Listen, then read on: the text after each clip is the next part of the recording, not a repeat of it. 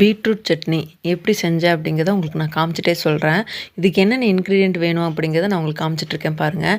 First எண்ணெய் போட்டு உளுத்தம்பருப்பு, கடலைப்பருப்பு. உளுத்தம்பருப்பு வந்து கொஞ்சம் ஜாஸ்தியாக இருக்கணும், அவ்வளோதான்.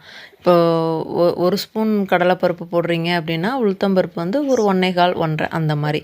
அப்புறம் கொஞ்சமாக கருவேப்பிலை, இஞ்சி, பூண்டு, தேங்காய், அதுக்கப்புறமா பீட்ரூட் வந்து ஒன்றே ஒன்று மீடியம் சைஸ் எடுத்திருக்கேங்க. அப்புறம் சின்ன வெங்காயம், புளி கொஞ்சமாக, அப்புறம் காரத்துக்கு தகுந்த மாதிரி மிளகா, ஒரே ஒரு ஃப்ளேவருக்காக பச்சை மிளகா, அவ்வளோதான். நான் வந்து ஒரே ஒரு பீட்ரூட்டுங்கிறதுனால தேங்காயும் சின்ன வெங்காயமும் எடுத்திருக்கேன், கொஞ்சம் ஜாஸ்தியாக. நீங்கள் 2 பீட்ரூட் போடுறீங்க அப்படின்னா தேங்காயோட அளவு கொஞ்சம் கம்மி பண்ணிக்கோங்க. இல்லை அப்படின்னாலும் ஒன்றும் பிரச்சனை இல்லை, டேஸ்ட்டில் எந்த ஒரு மாற்றமும் வராது. ஸோ நான் வந்து கடாயில் எண்ணெய் ஊற்றிட்டு கடலைப்பருப்பு, அதுக்கப்புறமா உளுந்து பருப்பு போட்டு நல்லா வணங்கினதுக்கப்புறம் ரொம்ப இது பண்ணக்கூடாது. அது போட்டு ஒரு 2 நிமிஷத்தில்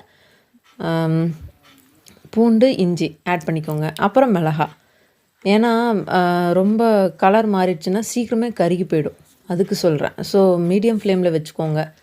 அப்புறம் வெங்காயம், சின்ன வெங்காயம் போட்டு நல்லா ஒரு பெரட்டினீங்க அப்படின்னாலே அது எண்ணெய் நல்லா காஞ்சிருந்தது அப்படின்னா இந்த ஆட்டோமேட்டிக்காகவே வந்து சீக்கிரமாகவே வதங்கிடும் வெங்காயம்.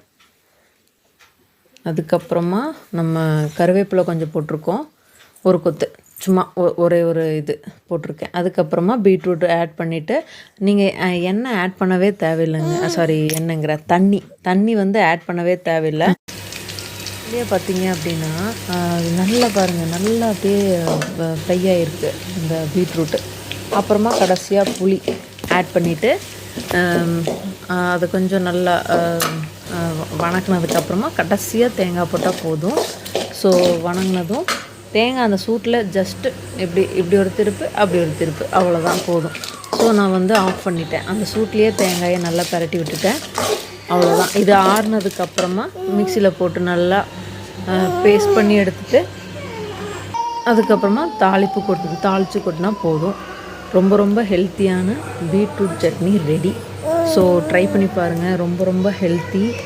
அதை விட முக்கியம் ரொம்ப டேஸ்ட்டாக இருக்கும். இட்லி தோசைக்கெலாம் சூப்பராக இருக்கும். பாருங்கள், நான் தாளிப்புக்கு வச்சுட்டேன். ஸோ தாளித்து போட்டால் போதும். அதில் வந்து நீங்கள் கடுகு, உளுத்தம்பருப்பு போட்டுக்கலாம். நான் உளுத்தம்பருப்பு போடலை. அப்புறம் கருவேப்பிலை, ஒரே ஒரு வெங்காயம் போட்டுக்கிட்டாலும் நல்லா தான் இருக்கும்.